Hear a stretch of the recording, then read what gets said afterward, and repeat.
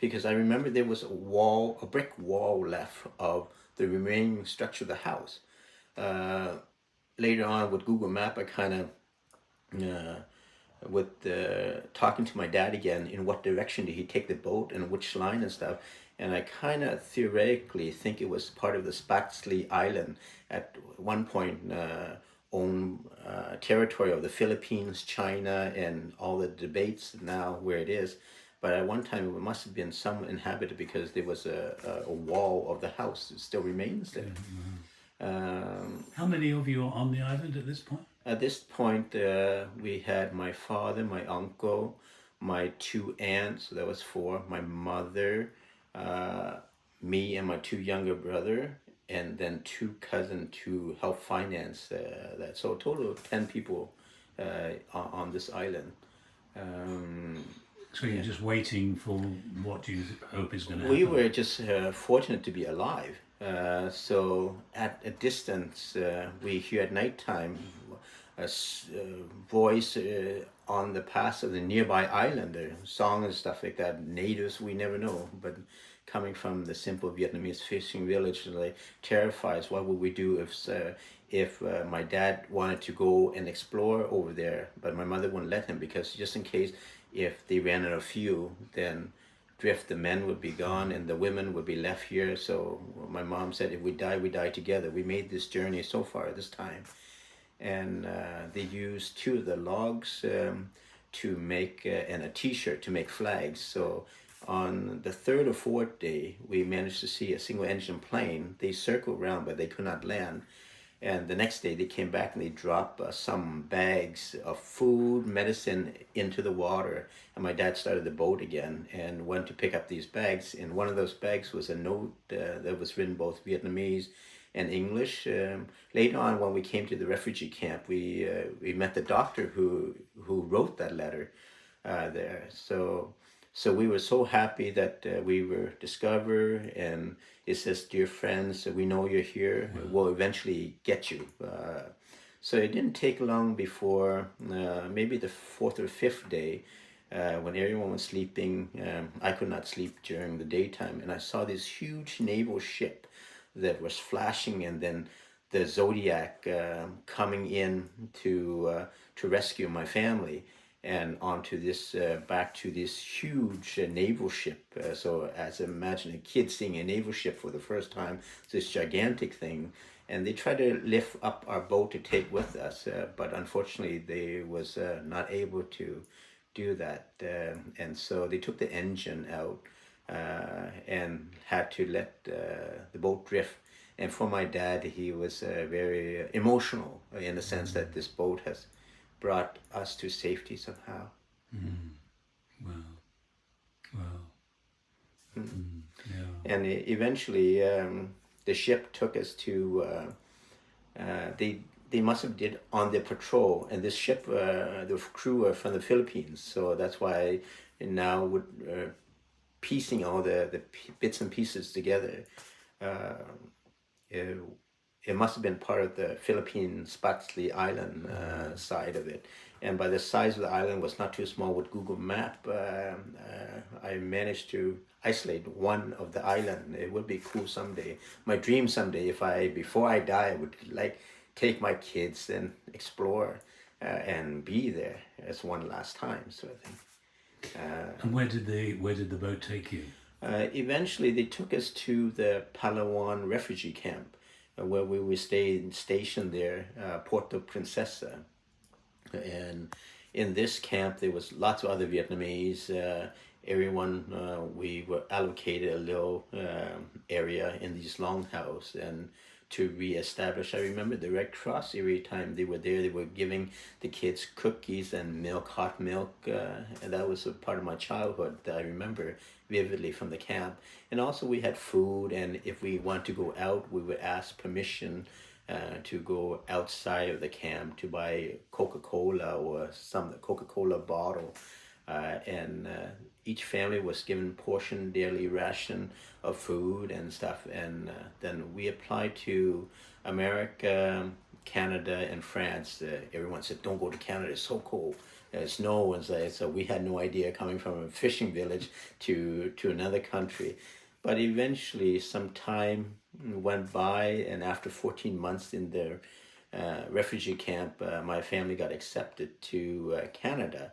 And so we had to go to Manila, stay at another refugee camp for a health check while waiting to go to Canada.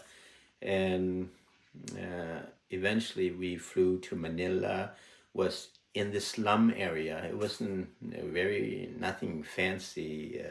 At the Puerto Princesa, it was near the water and everything was beautiful there.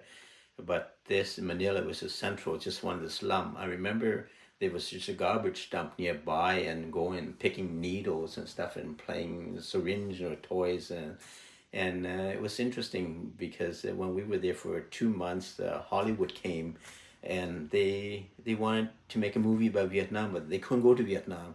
So for a Vietnamese kid, suddenly Hollywood and all these food and jeeps coming in and movie stars, and wow, what's going on here? It was the most exciting time of our life, and everyone in the camp got a chance to, they pay everyone like $25 to be in a role somehow, and everyone got a chance to be in some form of role. I remember me being in like the orphanage sleep with some cut. Okay, that's it. And my dad said something about him being a soldier. If he gets shot, he would press this bag of blood and stuff like that. So that was, and later on in research, and it was exactly the same time like when the film Apocalypse Now was being filmed during that area. But for your parents, I mean, they lived through the real thing. Yeah.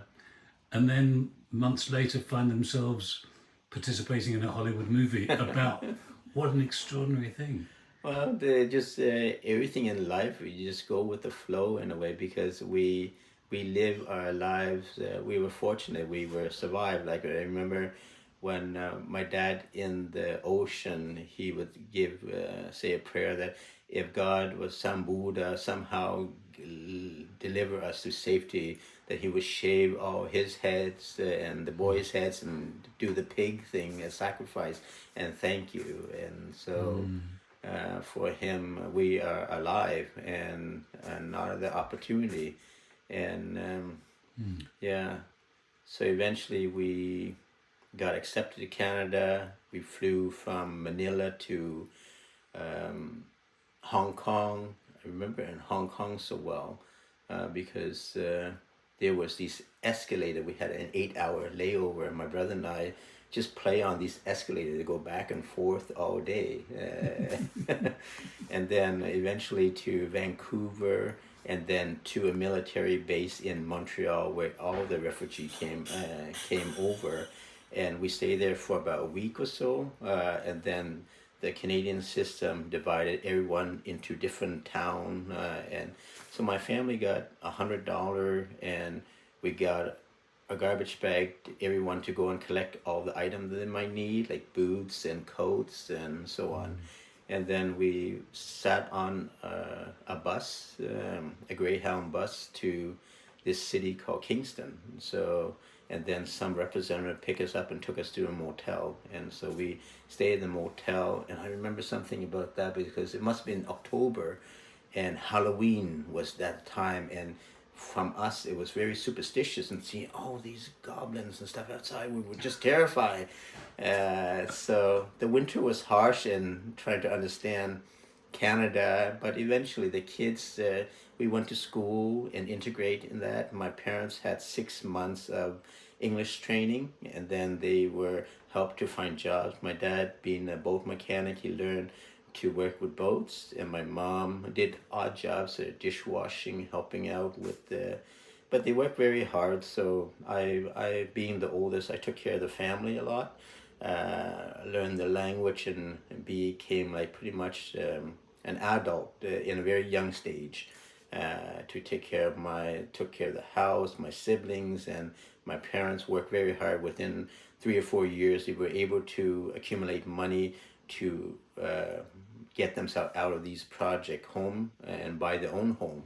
And Vietnamese, most of them, they come over there, they work very hard, and hopefully the next generation. I didn't feel that much pressure. I feel like I was old enough to understand the sacrifice that my parents gave me. So I was always